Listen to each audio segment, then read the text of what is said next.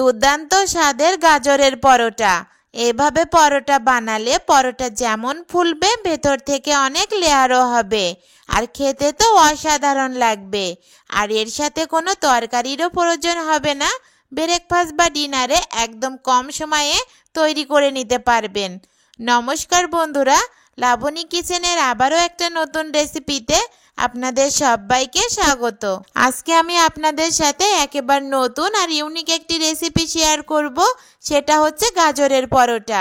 আপনারা তো বিভিন্ন ধরনের পরোটা খেয়ে দেখেছেন, তবে বলবো একবার এইভাবে গাজরের পরোটা বানিয়ে খেয়ে দেখুন। খেতে অসম্ভব টেস্টি আর লোভনীয় হয়।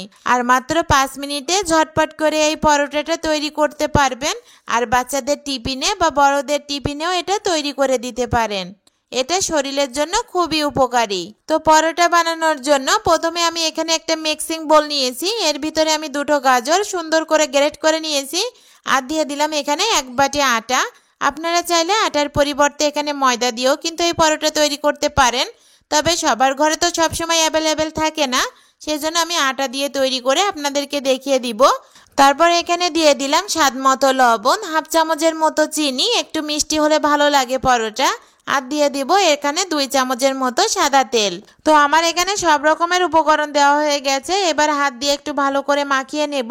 তো 1 থেকে 1.5 মিনিটের মতো একটু মাখিয়ে নিয়েছি। তারপর এখানে নর্মাল ঠান্ডা জল দিয়ে দিলাম। আর এখানে কিন্তু নর্মাল ঠান্ডা জল দিয়েই কিন্তু আটার ডোটা তৈরি করতে হবে। আর এই ডোটা কিন্তু খুব বেশি নরম করা যাবে না, আবার খুব বেশি শক্তও রাখা যাবে না। ঠিক আমরা যেরকম রুটি পরোটা তৈরি করি ওইভাবেই কিন্তু তৈরি করে নিতে হবে। তো আমি এখানে অল্প অল্প ঠান্ডা জল দিয়ে একটা নরম সফট ডো আমি তৈরি করে নিয়েছি। এবার এই ডোটা আমি 10 মিনিটের জন্য রেস্টে রেখে দিব। তো আটার ডোটা রেস্টে রেখে দেওয়ার আগে আমি এখানে অল্প একটু তেল মাখিয়ে রেস্টে রেখে দিব। এতে করে কিন্তু আটার ডোটা অনেকটাই সফট আর মোলায়েম হবে। আটার ডোটা আমার মেখে নেওয়া হয়ে গেছে। এবার এটা আমি 10 মিনিটের জন্য রেস্টে রেখে দিলাম। এবার আমি ডিমের ব্যাটারটা রেডি করে নিব। তার জন্য একটা থালা নিয়েছি, এর ভিতরে আমি 2টো ডিম ভেঙে দিলাম।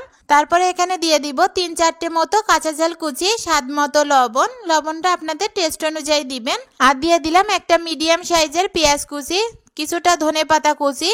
আর দিয়ে দিলাম 1 টিস্পুনের মতো জিরের গুঁড়ো, 1 টিস্পুনের মতো গোটা গরম মশলার গুঁড়ো। তো সব রকম উপকরণ আমার এখানে দেওয়া হয়ে গেছে। এবার একটা কাঁটা চামচ দিয়ে ভালো করে এই ডিমটা আমি ফেটিয়ে নেব। তো খুব সুন্দর মতো আমি ডিমটা ফেটিয়ে নিলাম। আপনারা যদি এইভাবে একবার গাজরের সবজি পরোটা তৈরি করে খান তাহলে দেখবেন খেতে খুবই ভালো লাগে। অনেকে আছে কিন্তু গাজরটা খেতে পছন্দ করে না, তবে এইভাবে পরোটা বানিয়ে দিলে তারা কিন্তু বুঝতেই পারবে না যে এটা গাজর দিয়ে তৈরি করা, আর খেতে কিন্তু অনেক বেশি টেস্টি লাগে। তো আমার এখানে ডিমটা ভালো করে ফেটিয়ে নেওয়া হয়ে গেছে। এবার এটা একটা সাইডে আমি রেখে দিব। আর এদিকে 10 মিনিট হয়ে গেছে। এবার আটার ডোটা আবার একটু হাত দিয়ে মাখিয়ে নিলাম। আর আটার ডোটা কিন্তু খুব বেশি মাখার দরকার নেই, 2-1 বার হাত দিয়ে ডলে নিলেই হয়ে যাবে। তো আমি এবার এখান থেকে ছোট ছোট লেচি কেটে নিলাম। তো আমার এখানে 4টে লেচি হয়েছে। এবার এই লেচিগুলো আমি হাত দিয়ে একটু গোল করে নিব। তো গোল করে নেওয়া হয়ে গেছে। আর নিয়ে নিলাম এখানে একটা বেলন চাকি। তো এর উপরে আমি অল্প একটু আটা মাখিয়ে নিব, নিয়ে একটা রুটির মতো করে আমি বেলে নিব। তো রুটিটা কিন্তু খুব বেশি পাতলা করার দরকার নেই, আবার খুব বেশি পুরোও রাখার দরকার নেই, একটু মিডিয়াম করে বানিয়ে নিলেই হবে। তো আমি দেখেন এইভাবে রুটি বানিয়ে নিলাম। এবার আমি এর পরে সামান্য একটু সাদা তেল দিয়ে দিলাম আর অল্প একটু আটা দিয়ে দিলাম, দিয়ে চারিপাশটা এভাবে মাখিয়ে নিব। আর আপনাদের কাছে যদি কর্নফ্লাওয়ার থাকে তাহলে আটার পরিবর্তে এখানে তেলের সাথে কর্নফ্লাওয়ারটা ব্যবহার করতে পারেন। তবে আটা তেল দিয়ে কোট করে দিলেও কিন্তু হবে, এতেও কিন্তু ভিতরে অনেক লেয়ারও পড়বে। তো আমি তেল আর আটা দিয়ে ভালো করে উপরে লেয়ারটা কোট করে দিলাম। এবার একটা ছুরি দিয়ে 2 পাশটা এভাবে কেটে দিব। আর আমি এটা কিভাবে করি অবশ্যই আমার হাতের দিকে খেয়াল রাখবেন, তাহলে বুঝতে সুবিধা হবে। তো রুটির 2 পাশে কেটে নেওয়ার পরে এরকম করে ভাঁজ করে দিব। তো 2 পাশ থেকে ভাঁজ করে দিয়ে এরকম সুন্দর একটা চৌকো শেপ তৈরি হবে। এবার এটাও আমি ভালো করে বেলে নেব। আর এই রুটিটা বেলার সময় কিন্তু একটু এদ্রবেদ্র হতে পারে, তাতে কিন্তু কোনো রকম সমস্যা নেই। তো আমি এই রুটিটা কিন্তু বেশি পুরু করব না, আবার বেশি পাতলাও করব না, ঠিক যেরকম রুটি তৈরি করি ওভাবেই কিন্তু আমি পুরুত্ব করে নিব। তো আমার রুটির পুরুত্ব দেখে আপনারা বুঝতে পারছেন। এবারে আমি এই রুটিটা চারিপাশ থেকে চৌকো শেপ করে কেটে নিব, তাহলে দেখতে ভালো লাগবে, দেখার সৌন্দর্যের জন্য। আপনারা চাইলে কিন্তু নাও কেটে নিতে পারেন। ছুরি দিয়ে রুটি চারিপাশ থেকে আমি এটা কেটে সমান করে নিয়েছি। আর এই যে আটার ডোটা, এটাও কিন্তু আর ফেলে দিব না, এটা দিয়েও আমি আরেকটা রুটি তৈরি করে নিব। তো আমার গাজরের পরোটাটা তৈরি করার জন্য এই রুটিটা কিন্তু তৈরি করা হয়ে গেছে। আর এইভাবে আমি সবগুলো রুটি বানিয়ে কেটে নিব। তো সবগুলো রুটি পরোটা শেপ দিয়ে কেটে নেওয়া হয়ে গেছে। আর এদিকে আমি ডিমের ব্যাটারটাতে আমি একটা পরোটা দিয়ে দিলাম, দিয়ে রুটির চারিপাশটা ভালো করে ডিমটা মাখিয়ে নিব। আর একটা কথা অবশ্যই খেয়াল রাখবেন, এখানে কিন্তু ব্যাটারের ভিতরে এই রুটিটা চুপিয়ে রাখা যাবে না, তাহলে হবে কি যে রুটিটা ছিঁড়ে যেতে পারে। তো রুটির গায়ে আমার ডিমটা মাখিয়ে নেওয়া হয়ে গেছে। আর এদিকে উনুনের পরে কড়াই বসিয়ে দিলাম, দিয়ে সামান্য একটু সাদা তেল দিয়ে দিলাম, দিয়ে কড়াটা একটু ভালো করে গরম করে নিব। তো কড়াইটা ভালো মতো গরম হয়ে গেলে চুলার আঁচটা মিডিয়াম টু লোতে রাখবো। রেখে আমি এখানে ডিম মাখানো রুটিটা তেলের পরে দিয়ে দিলাম। তেলের পরে দেওয়ার পরে কিছুক্ষণ পরে আমি উল্টিয়ে দিলাম, দিয়ে বেশ আমি উল্টিয়ে পাল্টিয়ে একটু হালকা লাল লাল করে ভেজে নিব। খুব বেশি লাল করার দরকার নেই, একটু যখন কালার চলে আসবে তখন নামিয়ে নিলেই হবে।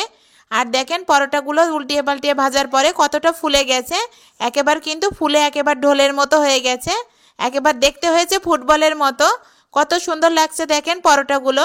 তো গাজরের পরোটাগুলো যদি এইভাবে বানিয়ে খাওয়া যায় খেতে কিন্তু অসাধারণ লাগে। তো আমার একটা পরোটা বানানো হয়ে গেছে, আমি তুলে দেখিয়ে দিলাম। আমি আরও একটা পরোটা ভেজে নিব। তো দেখেন প্রত্যেকটা পরোটা কিন্তু এরকম ফুলে একেবারে ঢোলের মতো হয়ে যায়। এই পরোটাগুলো তৈরি করার পরে কিন্তু সবারই দেখেই শান্তি হবে, দেখতে এতটা সুন্দর হয় আর খুবই ফুলকো ফুলকো। আর যে কেউ কিন্তু দেখেই জিভে জল চলে আসবে, খুবই লোভনীয় আর ইয়ামি। গাজরের এই পরোটাগুলো এতটাই ফুলছিল যে আমার তো মনে হচ্ছিল সবগুলো ভিডিও আপনাদের সাথে শেয়ার করি। তো কি বলবো, এখানে ভিডিওটা অনেকটাই বড় হয়ে যাচ্ছিল, তো আমি এখানে দুটো পরোটা আপনাদেরকে দেখিয়ে দিলাম। আর বাকি যে 5টা পরোটা আমি তৈরি করেছি সেগুলো কিন্তু ফুলে একেবারে বলের মতো হয়ে গেছে। তো দেখেন প্রত্যেকটা পরোটা কতটা সুন্দর হয়েছে। তো পরোটাগুলো আমার তৈরি করা হয়ে গেছে, আমি একটা প্লেটে আপনাদেরকে সার্ভ করে দেখাচ্ছি। তো দেখেন প্রত্যেকটা পরোটা নরম, সফট আর ইয়ামি ছিল। পরোটাগুলো হাতের ভিতরে মুঠ করে ধরলেই মনে হচ্ছিল হাতের সাথে মিলিয়ে যাচ্ছিল, এতটা তুলোর মতো নরম আর সফট। তো আমি এখান থেকে পরোটাগুলো ছিঁড়ে আপনাদেরকে দেখিয়ে দিচ্ছি, তাহলে আপনারা বুঝতে পারবেন ঠিক ভিতরে কতটা লেয়ার পড়েছে। তো দেখেন প্রত্যেকটা পরোটার ভিতরে কিন্তু অনেকটা করেই লেয়ার পড়েছে। আর এই গাজরের পরোটাগুলো খেতে কিন্তু আসলে অনেক টেস্টি আর মজার। আপনাদের কাছে আমার একটাই অনুরোধ থাকলো, আমার এই রেসিপিটা দেখে বাড়িতে অবশ্যই একবার ট্রাই করবেন। আর আমার এই মজাদার স্বাদের গাজরের রেসিপিটা যদি ভালো লেগে থাকে অবশ্যই কিন্তু কমেন্টে মতামত দিতে ভুলবেন না যে আসলে এই গাজরের পরোটাটা কেমন লেগেছিল। আর আমার এই ছোট্ট চ্যানেলে যদি আপনারা নতুন হয়ে থাকেন অবশ্যই চ্যানেলটা সাবস্ক্রাইব করবেন, পাশে থাকা বেল আইকনটিতে ক্লিক করবেন নিত্য নতুন ভিডিও পেতে। ধন্যবাদ।